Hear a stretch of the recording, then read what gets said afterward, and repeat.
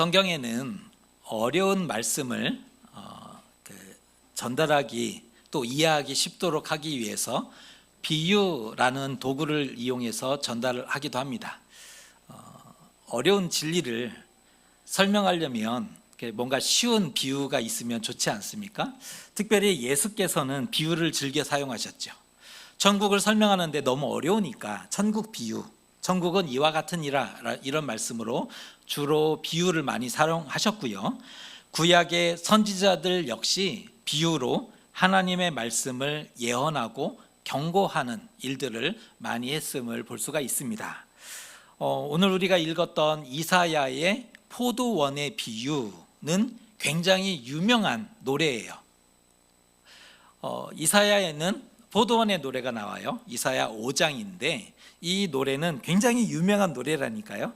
포도원의 노래가 이사야 5장에 놓여 있구나 이렇게 생각하시면 좋을 것 같아요. 하나님을 농부로 비유합니다. 하나님 농부래요. 그리고 이스라엘은 포도나무인 것으로 그렇게 비유해 주고 있는 장면입니다. 오늘은 이 비유가 어떠한 의미를 가지고 있는지, 그리고 우리는 어떠한 도전을 받을 수 있는지를 생각해보는 그런 시간을 가져보려고 합니다. 성경에서 포도를 언급할 때는 풍요로움, 기쁨의 이미지를 보여주기 위해서 포도를 언급해요. 성경에 읽을 때 포도가 나온다는 것은 기쁨입니다. 풍성함입니다. 그렇게 생각하셔도 돼요. 성경에서의 포도의 언급은 풍요와 기쁨을 전달하기 위해서 언급하고 있고요. 구체적으로는 생명과 번성을 의미한다. 해석하게 되면 그것은 곧 생명이고 그것은 곧 번성이다라고 생각하시면 된다는 거예요. 하지만 오늘 노래는 굉장히 침울한 분위기예요. 우리가 읽으면서도 굉장히 두렵게 읽어졌지 않습니까? 포도는 기쁨이라며요. 포도는 풍성함이라며요. 포도는 생명이라며요. 그런데 오늘 우리가 읽었던 포도원의 노래는 침울해요. 포도원을 노래하는데 슬픔이, 안타까움이 가득해요. 그래서 오늘 말씀을 읽으면 무거워요. 답답하죠. 왜요? 기쁨이 없거든요.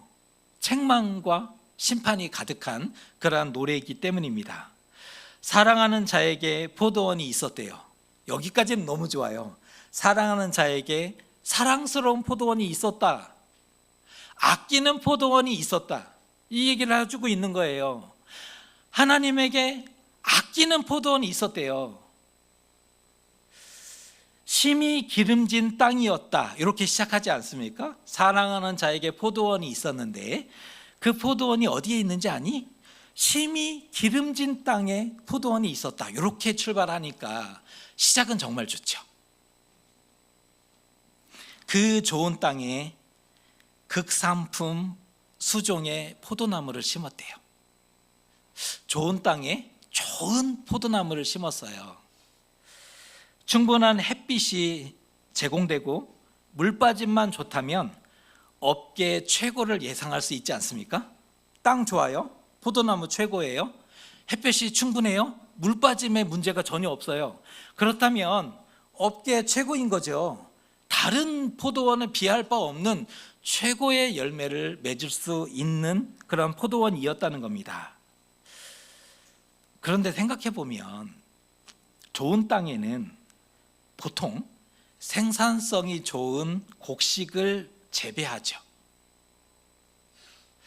좋은 땅에는 생산성이 높은 효율적인 그런 곡식을 재배하고요. 반면 비탈지나 또 돌이 많은 그런 곳에는 과실수를 심어요. 이게 상식적으로 생각해 보세요. 옥토에는 그 평야에는 좋은 땅에는 효율성이 좋은 곡물을 심어서 재배를 한다니까요.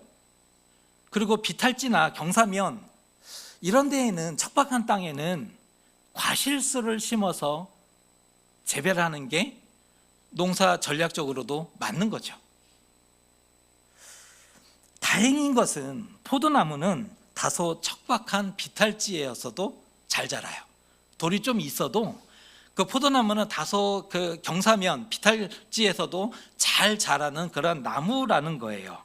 오히려 경사면이 충분한 일조량을 하루 종일 제공해 줄 수 있는 거예요. 이 경사면이 남향으로만 잘만 되어 있다면 하루 종일 충분한 햇빛을 제공해 줄 수 있고요. 배수의 문제 고민하지 않아도 돼요. 배수가 쭉쭉 물이 빠지니까 뿌리가 썩을 일이 없네요. 배수의 장점이 있고 통풍의 이점이 있다는 거예요. 가지치기를 많이 하는 이유가 뭐예요? 통풍이 안 되면 충분한 과실이 잘 맺어지지 않거든요. 그런데 오히려 경사면이라는 게 충분한 햇빛을 제공해 줄 수가 있고, 또 배수의 문제를 해결해 줄 수 있고, 또 통풍의 문제를 해결해 줄 수 있다면 이거 괜찮은 거 아닐까요? 그런데 오늘 포도원은 어디에 있다고 아예 못 받고 있어요? 포도원이 심이 좋은 땅에. 보세요. 척박한 경사면에서도 잘 된대요. 그런데 좋은 땅에 포도를 심었으니 대단한 거죠. 그 좋은 땅에 포도원을 심었습니다. 2절에는 어떻게 표현하고 있냐면 2절입니다. 주인이 어떠한 행동을 했는지를 알려주고 있는 부분인데 2절입니다. 땅을 파서 돌을 제하고 극상품 포도나무를 심었도다. 그 중에 망대를 세웠고 또 그 안에 술틀을 팠도다. 여기 그 주인이 가진 포도원에는 뭐가 있대요? 망대가 있대요. 망대가 있는 것은 좀 넓은 포도원을 다 그 관리를 해야 되잖아요. 도둑이 와서 따가면 안 되잖아요.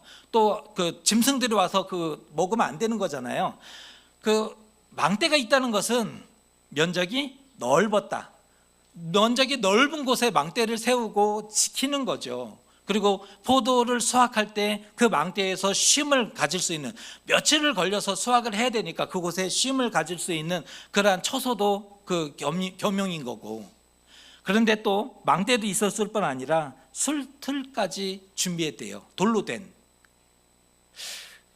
아담한 포도원이 있는데 술틀을 준비하면 이게 경제적으로 안 맞아요. 안 맞아요, 수지타산이.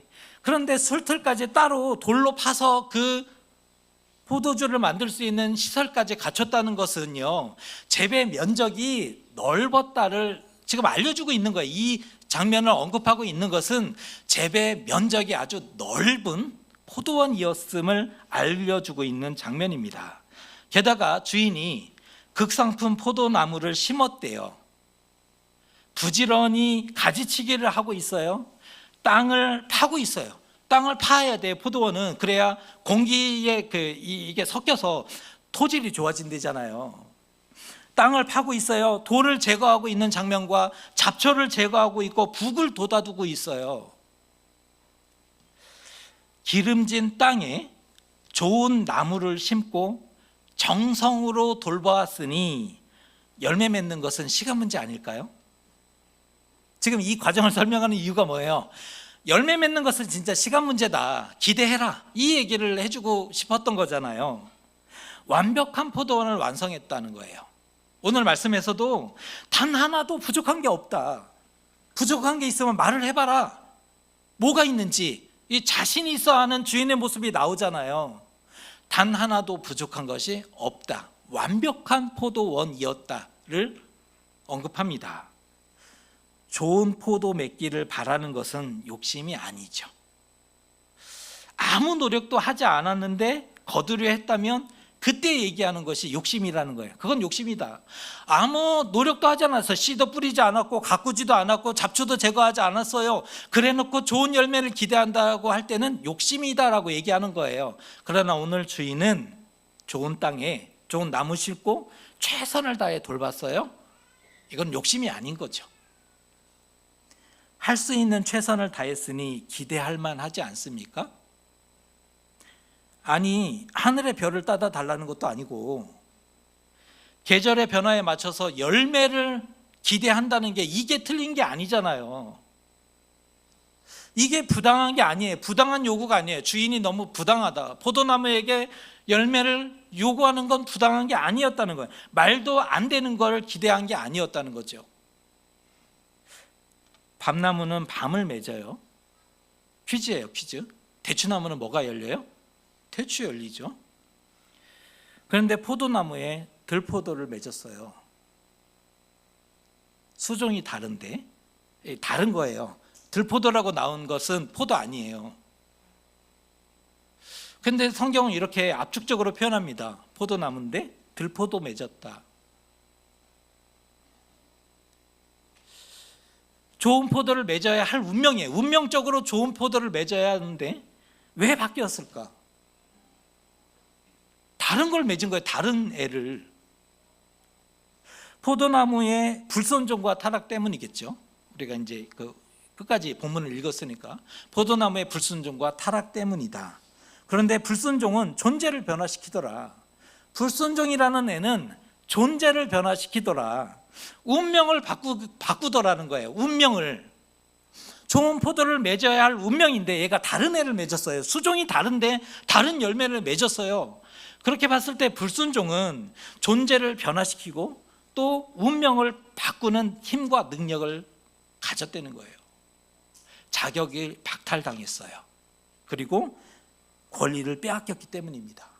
자격을 박탈당하면, 왕의 신분에서 자격을 박탈당하면 끝나는 거죠. 오늘 하나님은 들포도, 사실은 해석하면 이렇게 되는 거죠. 썩고 냄새나는 포도를 맺은, 그러니까 들포도는 수종이 다르니까 우리가 해석하려면 이제 이게 되는 거죠. 하나님은 들포도가 아닌 썩고 냄새나는 포도를 맺은 유다를 고소하고 고발하고 있는 장면이에요.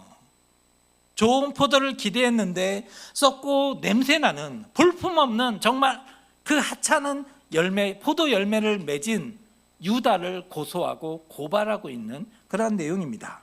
3절에 이렇게 고소하고 고발합니다. 예루살렘 주민과 유다 사람들아, 구하노니 이제 나와 내 포도원 사이에서 사리를 판단하라. 너희 한번 생각을 해보라는 거예요. 생각을 해봐라. 논리적으로 한번 생각을 해보라는 거예요. 주인의 잘못이겠습니까? 들포도를 맺은 나무가 잘못한 것일까요?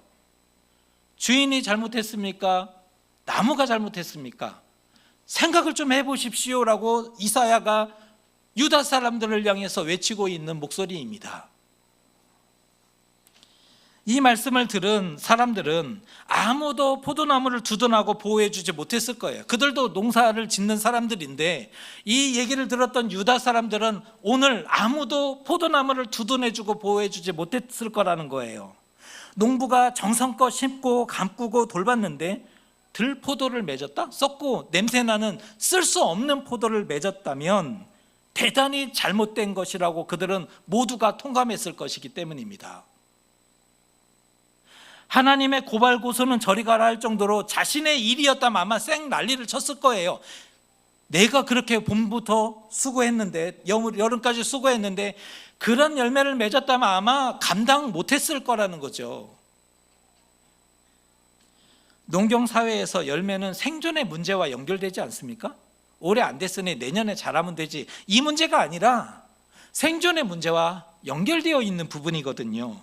그래서 오늘 말씀은 충격과 공포예요. 세상에 그런 일이, 와, 이런 나쁜 일이, 이런 악한 일이, 그런 일이 있으면 안 되지. 사람들은 그렇게 이 말씀을 들었을 거라는 거예요. 이후에 어떤 일이 펼쳐지게 될까요? 이 포도원에 어떤 일이 닥치게 될까요? 울타리와 담을 걷어버리고 헐어버린다 해요. 주인이 울타리와 담을 걷어버리고 헐어버리겠다는 거예요. 보호를 받지 못하니 먹힘당하고 짓밟힐 수밖에 없는 거잖아요.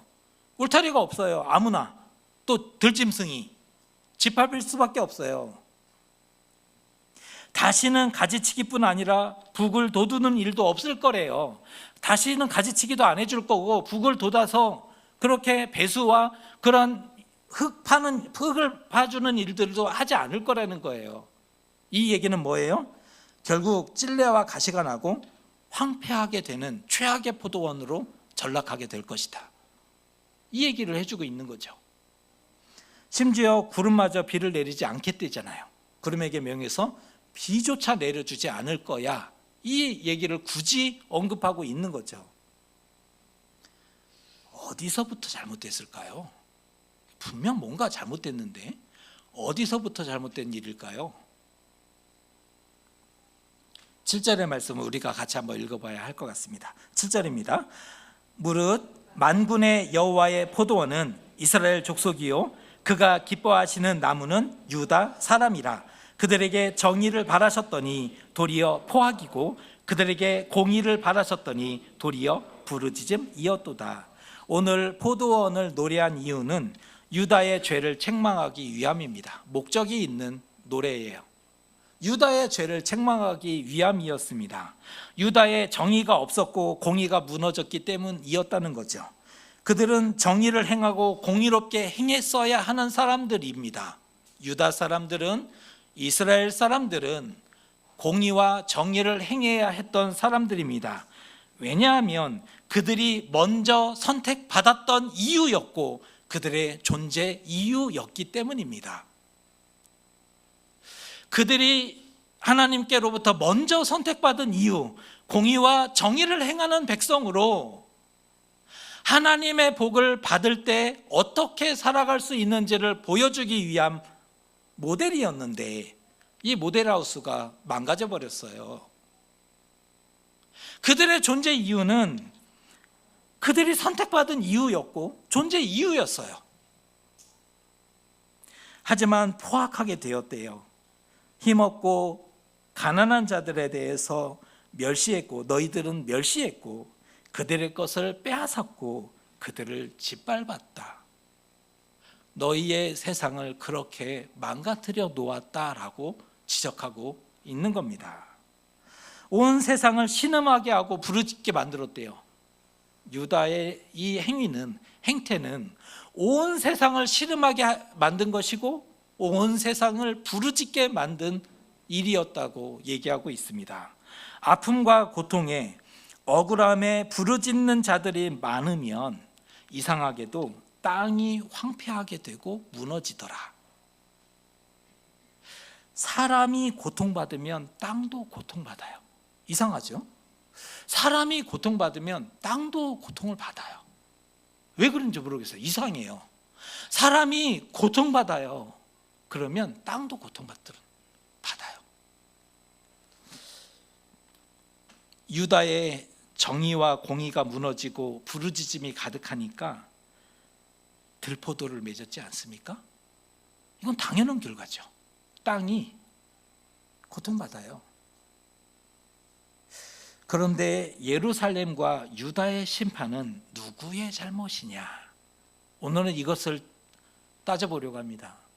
예루살렘과 유다의 심판은 과연 누구의 죄인가?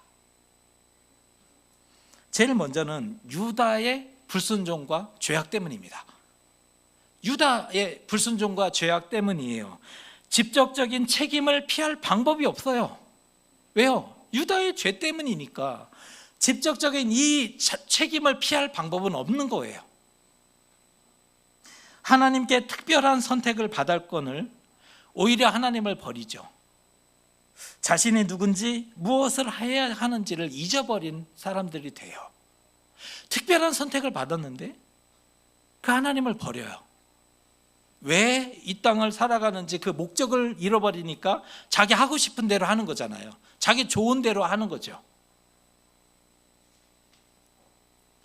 은혜가 큰 만큼 죄가 커요. 은혜를 많이 받았는데 그 은혜에 바르게 반응하지 못하면 그 죄는 큰 거예요. 그에 따른 심판은 책임져야 하는 거고요. 그렇죠? 그에 따른 심판은 책임져야 하는 거죠. 두 번째, 누구의 죄인가? 포도원을 만든 주인의 죄도 물어야 한다는 겁니다. 유다의 죄가 있어요. 이거는 책임을 회피할 방법이 없어요. 유다의 죄다. 또 하나의 책임을 물어야 하는데 포도원을 만든 주인의 책임이다.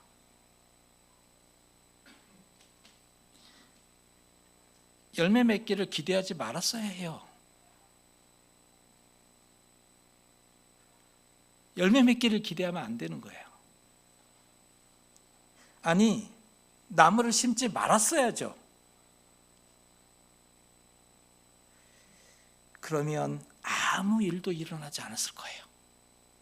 맞죠? 기대하지 말고 심지 않았으면 아무 일도 일어나지 않아요. 기름진 땅에는 그에 맞는 곡식을 심으면 됐을 일입니다. 좋은 땅에 그에 맞는 곡식을 심었으면 됐을 일이에요. 그랬다면 풍성한 곡식을 거두며 기뻐했을 거예요. 오늘 노래에 기쁨이 있었을 거라는 거예요. 주인이 잘못했어요. 주인이 잘못했어요. 이거 좋은 땅에 극상품 포도를 심은 것도 잘못이고 수고로이 돌본 것도 잘못이에요. 만들지 않고 심지 않고 돌보지 않았다면 배신감이 필요 없잖아요. 그렇잖아요.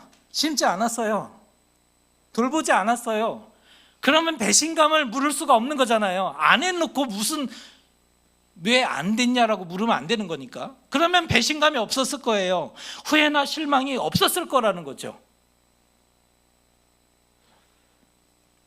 왜 하나님은 우리를 선택해서, 이 얘기까지 가야죠.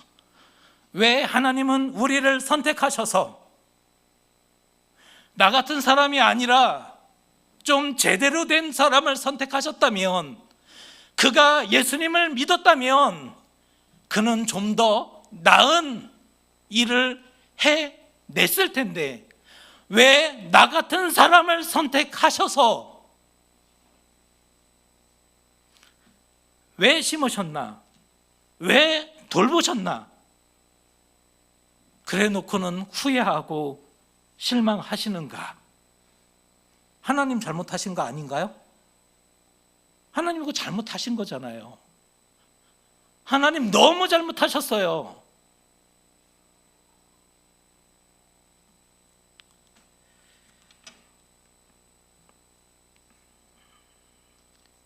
그런데 나무는 좋은 땅에 심어야 할까요? 척박한 땅에 심어야 할까요?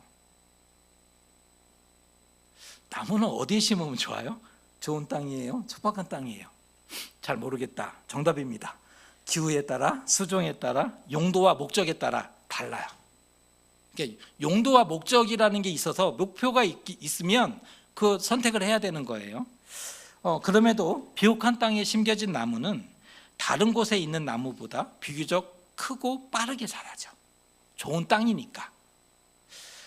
반면 척박한 땅에 심겨진 나무는 크기가 작아요. 척박하니까 크기가 작고 성장이 더디죠. 심어놓고는 아마 속 터질지 모르겠어요. 왜 이렇게 느리는지. 옳고 그름의 문제가 아니에요. 그러니까 장단이 있어요. 장점과 단점이 있어요. 비옥한 땅에는 약간의 뿌리로도 수분과 양분을 충분히 얻을 수 있어요. 그러니까 장단이 있어요. 옳고 그름의 문제가 아니라는 거예요. 비옥한 땅에는 그 나무가 적은 뿌리로도 충분한 양분과 수분을 얻어요. 그것으로 열매를 맺을 수 있다는 거죠. 하지만 척박한 땅에는 생존을 위해서 나무가 어떤 선택을 할까요? 죽어가는 것도 있겠지만 나무가 어떤 선택을 해요? 생존을 위해서 뿌리가 깊이 뻗어가죠. 그래서 척박한 땅에 있는 나무를 뽑기 위해서는 굉장히 애먹어요. 뿌리가 깊이 들어가 있기 때문이죠. 그래서 목적에 따라 어디에 심느냐 결정이 된다고 말씀을 드렸는데, 질 좋은 포도주를 생산하기 위해서 척박한 땅에 포도를 심는 경우도 있대요.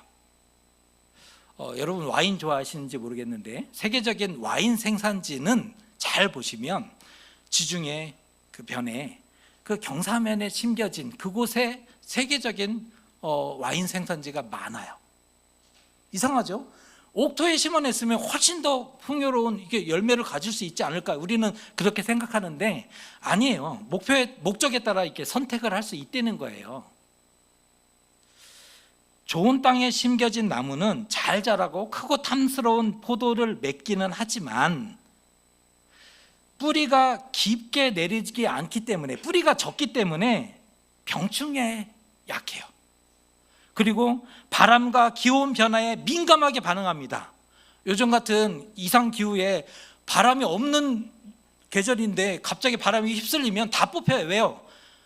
이것으로도 충분했어요. 더 뭐 뿌리 내릴 이유도 없고 필요도 없어요. 그런데 갑자기 안 불던 바람이 불면 포도나무가 다 넘어질 수밖에 없는 거죠. 갑자기 이상 기온으로 온도가 차이가 난다? 그러면 얘가 민감하게 반응하니까 어느 애는 풍작을 갖고 왔다가 어느 애는 망해서 아무것도 쓸 게 없는 거죠. 이러면 그 포도, 좋은 포도 맛이 아닌 거예요. 좋은 와인을 생산하는 산지가 아닌 거죠. 그러나 척박한 땅에 심겨진 나무는 자라는 속도가 느리고 열매도 풍성하진 않아요. 옥토보다는 풍성하진 않지만 땅속 깊이 뿌리를 내려가기 때문에 맛이 더 깊어진대요. 저는 안 해봐서 몰라요. 와인 좋아하시는 분들은 그게 다르대요. 깊대요. 뭔가 이게 전문가들은 뭐 그런 판단을 하겠죠. 그 맛이 더 깊고요. 뿌리가 깊으니 강한 바람에도 견뎌내는 거죠. 온도차가 나도 이상 기온이 와도 피해가 덜하다는 거예요. 일정하다는 거예요. 한 해 한 해의 어떤 그 수확이 일정하다는 거예요. 거기에 맞게 포도주를 만들거나 와인을 만들거나 이렇게 하면 되는 거죠. 왜 이런 얘기를 하는 줄 아세요? 제가 왜 이런 얘기를 여러분에게 해드릴까요? 농사 후계자도 아닌데 왜 이런 얘기를 하는 줄 아세요? 좋은 땅이 아니라서 화가 나 있는 것 같아서요.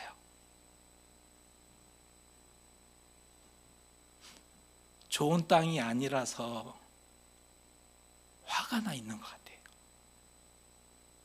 누구 얘기하는 거예요? 우리 얘기하는 거죠. 우리. 왜 나는 저 사람이 아닌가? 왜 나는 좋은 환경과 좋은 자질과 그것을 하나님이 허락해 주셨지 않았을까? 나 자신과 인생에 불만이 있더라. 아닌 것 같지만 많아요. 생각보다. 그래서 이렇다? 그래서 이렇다. 그래서 이래요. 이게 답이 될까요? 그래서 이래요. 이사야가 우리를 향해서는 어떤 노래를 불러줄까요? 이사야가 우리를 향해서 노래를 불러준다면 어떤 노래를 우리에게 들려주게 될까요? 중요한 것은 좋은 땅이든 나쁜 땅이든 하기 나름인 거죠. 하기 나름. 단 어려움을 극복하고 이겨내면 좋은 결과를 가져온다는 거예요. 어려움을 극복하고 넘어서면 좋은 결과를 가져올 수도 있다는 거죠.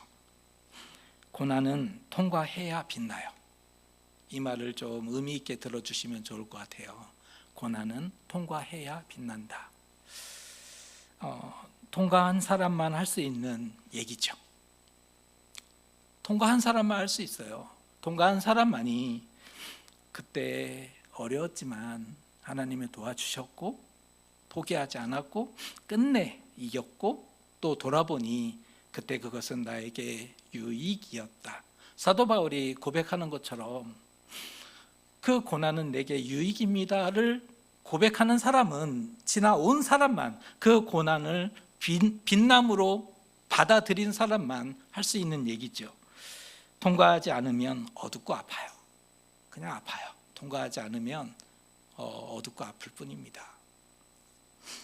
사물에는 본래 만들어진 이유들이 있대요. 나무는 나무의 일을 하고 흙은 흙의 일을 하게 돼 있고 구름은 구름의 일을 해야 이게 자연의 질서와 조화가 있게 되죠.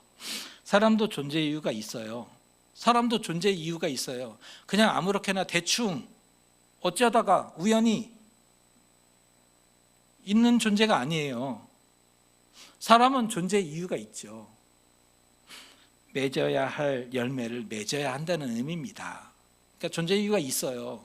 목적이 있다는 거, 이 땅에 온 목적이. 맺어야 할 열매를 가지고 있는 사람들이라는 거죠. 그런데 땅이 거칠고 험악해요. 맺고 싶은데, 잘하고 싶은데 땅이 너무 거칠어요. 땅이 왜 이렇게 험악한지 모르겠어요. 세상이 돕지 않아요. 하고 싶은데 막 태클 놓고 방해하고 못 살게 굴어요. 잘하고 싶은데 세상이 방해를 해요. 태클 걸고. 그럴수록 뿌리를 깊게 내리시면 어떨까? 기도하며 예배하며 말씀을 붙잡으며 오늘도 우리는 뿌리를 내리고 있는 중입니다. 오늘도 우리는 뿌리를 내리고 있는 중입니다. 하나님, 잠깐만. 아직 열매를 맺지 못했지만 오늘도 뿌리를 내리고 있습니다. 예배하면서, 기도하면서, 찬양하면서 뿌리를 내리고 있습니다. 깊이 뻗어갈수록 가뭄과 기근을 이겨내요. 가뭄과 기근이 심하면 모두가 다 힘들지만 어떤 나무는 견뎌내고 이겨내기도 해요. 그리고 살아서 더 이렇게 풍성한 계절을 보내기도 하죠. 하나님이 택하시고 사랑하신 우리, 이 시대에 주일날 예배하러 갈래 교회 나온 이들은 우리 이거는 확실해요. 하나님이 택하셨다, 사랑하셨다. 이거는 분명하잖아요. 이 땅에 심으셨다. 이것도 분명하고, 이 땅에 심으셨다. 하나님이 이 땅에 심으셨다. 나를. 이런 말이 있어요. 녹슬어 사라질 것인가? 닳아서 사라질 것인가? 녹슬어서 사라진다. 그냥 아무것도 안 하고 그냥 버티고 있는 거죠. 이래서 안 되니까 뭐 마음대로 하세요. 그냥 녹슬어 사라지는 거예요. 근데 닳아서 사라지는 것은 열심히 그 자리에서 할 수 있는 역할을 한다는 거잖아요. 내가 할 수 있는 역할, 옆 사람이 할 수 있는 역할이 아니라, 왜 저 사람이 아닐까가 아니라 내가 내 자리에서 할 수 있는 나의 역할을, 녹슬어서 사라질 것인가, 닳아서 사라질 것인가, 이거는 우리가 선택할 수 있는 영역일 거예요. 하나님을 후회하게 하지 말자. 이렇게 목표입니다. 하나님을 후회하게 하지는 말자. 진정 아름다운 인생 되셨으면 좋겠습니다. 우리 하나님이 선택하신 사람들, 하나님이 사랑하시는 사람들인데, 그리고 하나님이 이 땅에 보내셨는데, 우리 자리에서 우리가 맺을 수 있는 열매를 맺으면 돼요. 똑같이 맺을 필요 없어요. 우리가 맺을 수 있는 일을 한다. 나는 나의 자리에서 나의 일을 한다. 이것이 하나님을 위한 일이고 나의 걸음은 하나님의 영광을 위해서 살아가는 삶이다 라고 기도하면서 오늘도 우리는 땅에 뿌리를 내리고 있습니다. 하나님, 오늘도 살아서 땅에 뿌리를 내리고 있습니다 라고 이 하루를 걸어가게 된다면 우리도 아름다운 인생이라고 하나님께서 평가해 주시지 않을까요? 축복합니다. 아름다운 인생 되시기를 주님의 이름으로 축복합니다. 기도하겠습니다.